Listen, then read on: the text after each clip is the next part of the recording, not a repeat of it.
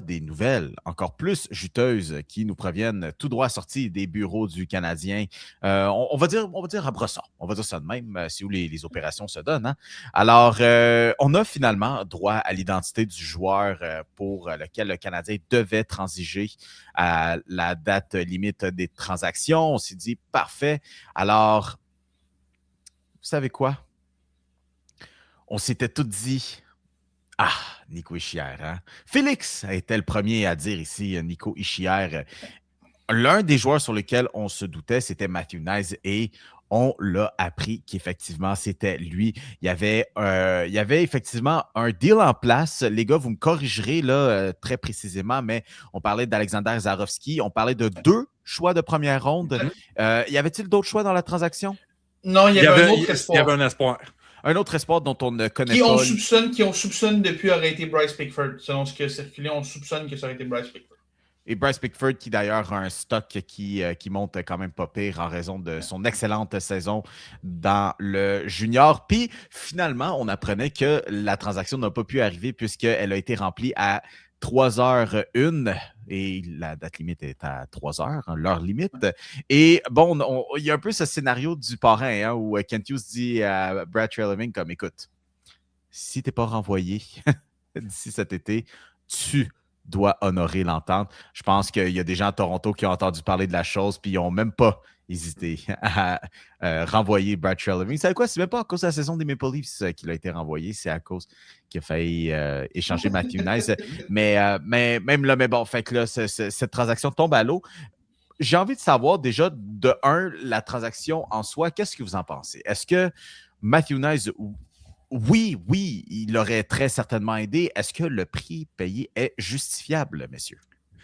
Pour moi, cette transaction-là, là, je regarde tout ça. Là, des fois, on dit certaines transactions, c'est des win-win un peu, là, que les deux équipes trouvent leur compte là-dessus. Là. Pour moi, cette transaction-là a le potentiel d'être une lose-lose situation parce que moi, je fais juste regarder les deux côtés. Là. Abs Twitter puis Leave Twitter en même temps. Il n'y a personne qui est capable de s'entendre là-dessus. Le Canadien dit, les fans du Canadien disent c'est trop pour aller chercher Matthew Knies.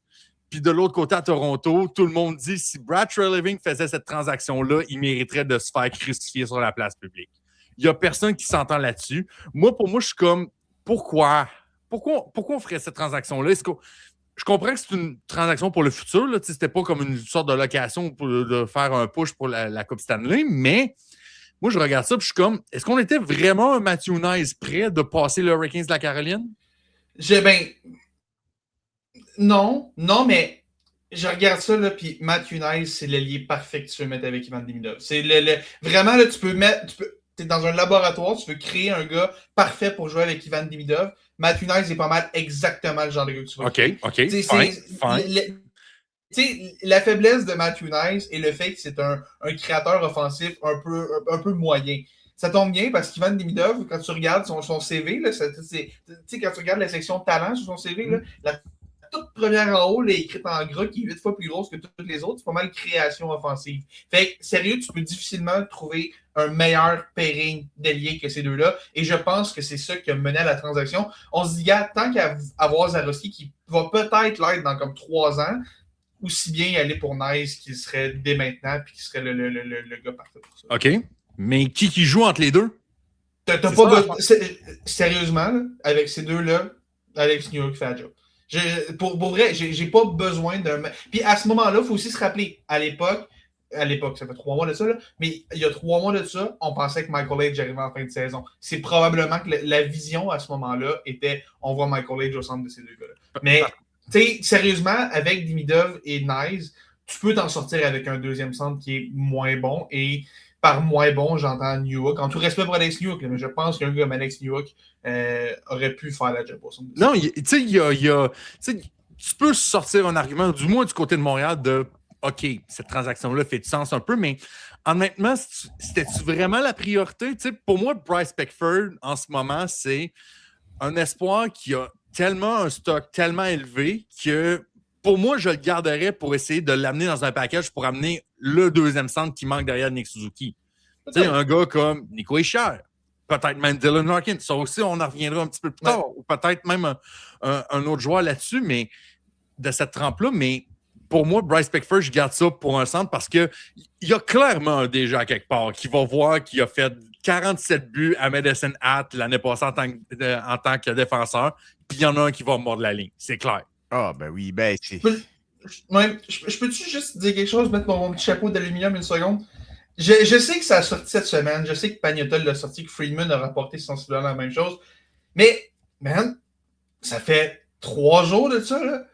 Il y a encore une partie de moi qui a l'impression que c'est pas complètement vrai, cette histoire. Il y a encore une partie de moi, il y a quelque chose qui fonctionne pas à quelque part. J'ai de la misère à me dire que c'était vraiment Matthew Nice qui était visé. Je sais que là, tu sais, ça a sorti partout, puis c'est facile de se dire, ouais, c'est lui le gars sur lequel on a travaillé sur la transaction jusqu'à la dernière minute, puis tout. Mais encore à ce jour-là, il y a une petite partie de moi qui se dit, c'était-tu vraiment lui? J'ai de la misère à le croire. Puis, tu sais, quand tu regardes, puis là, il y a la fameuse question de qui a coulé ça aux médias, puis ça, sérieusement, pour moi, la réponse est extrêmement facile. C'est à Toronto pour faire mal paraître l'ancienne direction, puis crédibiliser la nouvelle. Là. Pour moi, c'est même pas une question. Là. Mais encore aujourd'hui, il y a une petite partie de moi qui se dit, je sais pas, j'ai des doutes encore sur le fait que la transaction était réellement pour Matthew Nice. Est-ce qu'on a discuté avec les Leafs au sujet de Matthew Nice? Oui. Ça, je le crois, mais il y a encore une partie de moi qui n'est pas certaine que c'est vraiment ça qui est arrivé. Non, c'est ça, parce que tu sais, t'auras bien beau être en reconstruction ou du moins en retool du côté de Toronto. Matthew Nice, c'est ta solution. Là, ça fait partie de la solution. Là, c'est pas comme Austin Matthews qui est à 2 ans de l'autonomie, qui approche la trentaine, ou un William Nylander, ou même un John Tavares qui est déjà dépassé la trentaine et tout ça. Matthew Nice, il y a quoi? Il y a 23, 24 ans? Ish, à peu près? 23. 23? Tu sais, c'est probablement ton meilleur jeune joueur. Tu sais, Easton Cowan, c'est bien beau, là, mais Matthew Nice, c'est pas mal. Mais McKenna s'en vient, mais oui, en ce moment. Oui, évidemment. Mais tu sais, en même temps, à Toronto, je comprends pas le deal. Là, puis encore là, même Alexander Zarovski, là, je comprends qu'il y a eu des super belles stats en KHL cette année. C'est trompeur. Ouais, c'est ça. Je suis comme pas encore assez convaincu que c'est un Ivan Demidov light, mettons. Non. L'affaire, c'est qu'il était dans une équipe, il était dans une mauvaise équipe. C'est extrêmement rare qu'un jeune de 18 ans a autant d'opportunités. Oui, il a battu tous les records de 18 ans, de saison de 18 ans. Là. Il y a beaucoup de ça qui est lié au fait qu'il jouait beaucoup de minutes pour un gars de 18 ans. Là. C'est ça. En avantage numérique, tu vois jamais ça. Puis tu vois encore, il y a la rumeur comme quoi, il y a même une rumeur qui semblait dire, c'était une fausse rumeur pour voir qui leakait les informations chez les insiders, les médias puis tout ça. Fait que il y a encore un peu cette théorie du complot-là, mais je me dis en même temps, Elliot Freeman a entendu la même affaire. Mais entendre la même affaire et dire que c'est vraiment arrivé, c'est deux choses complètement différentes. Ça revient beaucoup à la fameuse histoire de Joe Thornton et du taxi ou de la limousine en visite à Montréal. Là. Je pense que vous connaissez cette histoire-là. Mais d'ailleurs, puis Matthew Nice, il faut rappeler aussi, hein, c'est pas comme si c'était une nouvelle administration qui aurait négocié pour l'envoyer à Montréal. C'est littéralement la même qui, 6 mois auparavant, lui a offert une extension de contrat assez généreuse et qui en était littéralement à sa première année. Donc, est-ce que c'est vraiment ça? Je ne sais pas. Est-ce qu'on mentionnait du côté de l'état-major des Canadiens qu'on allait retenter le coup cet été? Oui, maintenant à savoir, est-ce vraiment Matthew Nice? Non, avec John Chaika, non, on peut oublier ça. Ah oui, hein, surtout que l'état-major à Toronto a bien changé. D'ailleurs, justement, c'était aussi le bilan des Canadiens de Montréal et on a aussi eu l'annonce finalement des trophées individuels. Je pense que Nick Suzuki, on s'attendait que ce soit une politesse que de l'annoncer officiellement que c'est arrivé. Et Cole Caulfield pour le Lady Byng aussi, on lui a quand même accordé de très bonnes chances de le faire. Mais bon, c'était pas aussi évident que Nick Suzuki que ça allait le faire. Vous savez, ça, c'est quoi qui m'étonne par-dessus tout? C'est comme quoi, dans un marché comme Montréal, ça n'a pas fuité cette information-là. Oui, parce que la vidéo qui était sur les réseaux, je reviens dans 2 secondes à cette vidéo-là, mais la vidéo que fuité a été tournée entre qui est devenue publique, la Neige a publié, là, c'est entre les matchs 3 et 4 de la série contre Buffalo. Ça fait un mois de ça environ. Ça fait un bon 3 semaines facile. C'est ça, 3-4 semaines. Là, fait que, ça fait un bon bout, puis l'information n'a pas coulé. C'est assez impressionnant. Puis juste un petit mot sur la vidéo. Celle de Suzuki et Caulfield, j'ai trouvé vraiment adorable. C'était cute, les deux gars qui s'annoncent le trophée. Le concept était bon. Tu dis aux deux gars, tu vas lancer le trophée à l'autre, mais lui, il sait pas qu'il va recevoir un. On peut-tu parler juste 2 petites secondes, OK? Du fait que le lendemain, la LNH a publié une vidéo pour le gagnant du Vézina, Andrei Vasilevski, OK? Et juste après avoir fait ce petit concept-là vraiment cute avec Suzuki et Caulfield, le lendemain, on prend Andrei Vasilevski, qui sort de son entraînement à Tampa Bay. La police vient le chercher pour dire qu'il y a un objet suspect dans son char, comme s'il y avait une bombe dans son char. On sort les chiens pour le faire paniquer, qui s'est dit que c'était une bonne idée de remettre un trophée en faisant croire au gagnant du Vézina qu'il y avait possiblement une bombe dans son char. Et deuxième chose, tu dis un peu à tout le monde qu'Andrei Vasilevski, quand il va s'entraîner au complexe, ben, il barre pas son char, tu peux l'ouvrir, tu peux partir avec. Quelle vidéo épouvantable. Non. Il y a des bons flashs depuis l'année passée, j'aime beaucoup ce concept-là, mais celle-là était épouvantable. Non. Honnêtement, je sais pas qui a approuvé et qui a pensé ça. Mais si j'étais derrière ça, moi, je l'aurais approuvé. Pour moi, c'est un excellent prank, ça, là. Ah, non, c'est dégueulasse. Là. Hey, c'est les fameux mimes, là. It's just a prank, bro, the prank en question, puis c'est ça.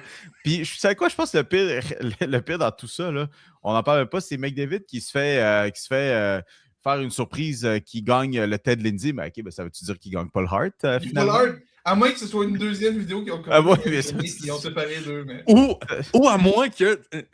Genre, ces vidéos-là, tu sais, il y en a peut-être fait 2-3 versions, là, justement, pour ça, dépendamment qui est le gagnant. Ils font-tu comme les casquettes de championnat puis ils envoient les mauvaises en Afrique? Non, je pense qu'ils le font juste pour le. Mais non, parce qu'ils peuvent pas faire une remise comme s'ils le donnaient à Kopitar puis ils prennent juste la bonne au final. Ouais, c'est sûr. Ils peuvent pas fait ça. Non, je pense pas. Mais écoute, grosse semaine dans la LNH, puis tu sais, je vais revenir un peu pour finir sur le dossier supposément Matthew Knies à Montréal. Moi, je trouvais ça juste drôle que hey, on revient sur cette transaction-là 3 mois plus tard. À peu près 1 heure où on apprend, genre, dans l'espace de 10 minutes, que les Oilers veulent se départir de Darnell Nurse puis que Dylan Larkin a demandé une transaction. Ouais. Moi, je trouvais ça juste comme timing. Quelqu'un, il se passe ça, on va ressortir un peu du papier mâché un peu du mois de mars pour se finir ça un peu. Des gens à Toronto qui se sont demandé comment est-ce que je peux faire en sorte que c'est à propos de moi, cette affaire-là. Voilà. Montréal, on est bon aussi là-dedans. C'est pas juste un truc de Maple Leaf. Montréal, on est bon aussi là-dedans. Puis, écoute, toute dernière chose, l'autre peut-être possibilité sur pourquoi cet échange-là aurait fuité, quelqu'un aurait dit ça quelque part, là.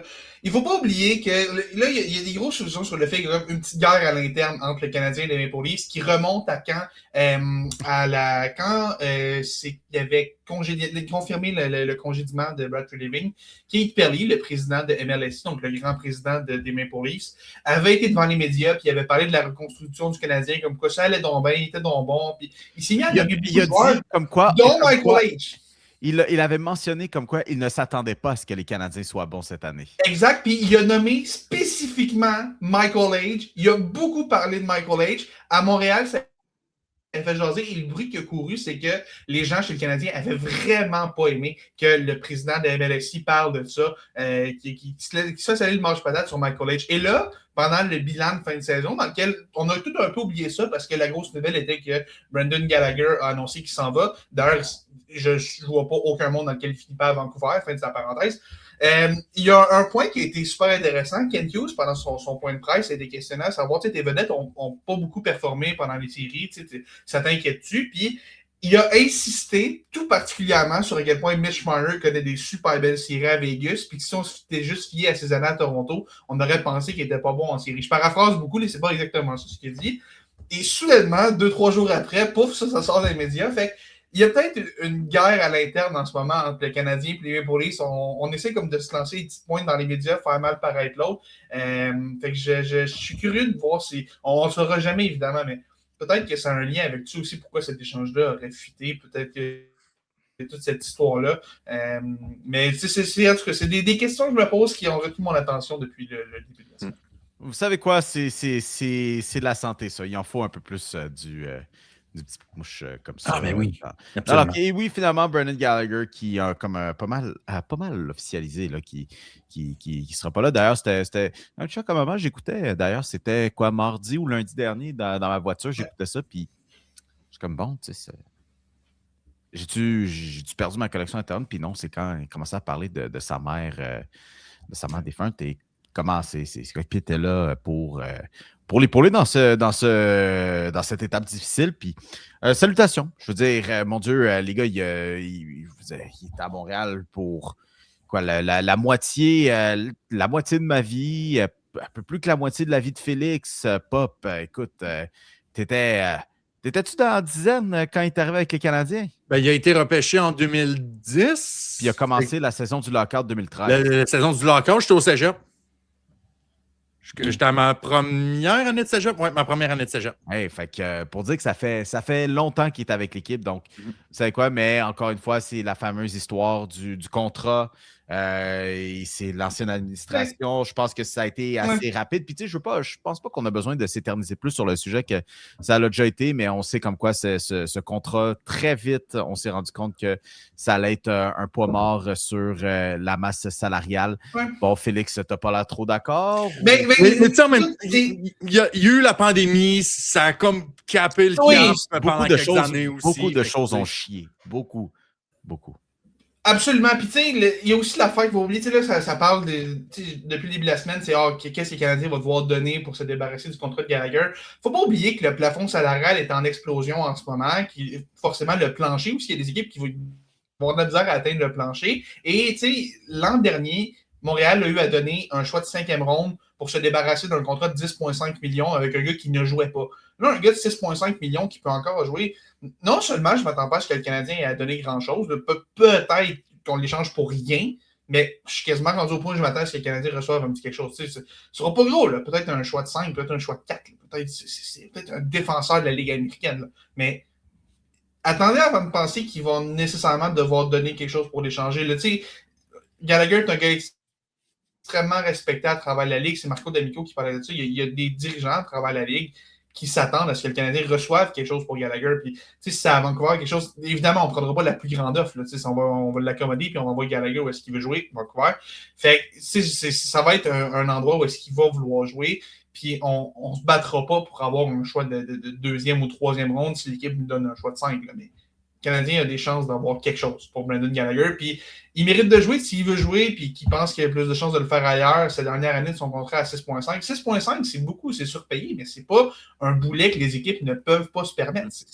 C'est cher payé, mais c'est correct pour une équipe, disons, qui a beaucoup de jeunes ou qui a besoin de monter sa masse salariale un peu pour atteindre la planche. Et plus, Pop, excuse, juste avant, en plus, il va se retrouver avec l'un de ses anciens coéquipiers comme entraîneur-chef et dont l'équipe qui repêchera sûrement peut-être le fils du entraîneur-chef. Je ne sais pas quand ça passerait, là, mais... On verra ça au mois de juin, mais moi, je pense juste... Tu sais, je comprends Vancouver que c'est facile à faire l'association, mais moi, je fais juste rappeler que Chicago a quasiment 40-41 millions sur le cap salarial en ce moment. Oui, ils veulent tout garder pour Jason Robertson. Fait que... Ouais, mais 40 millions, tu peux en donner en sacrament des contrats de 9-10 t'as peu l'offre aussi, la Pavel Dorofeyev s'en vient après. Là. Fait que Chicago, ça va brasser.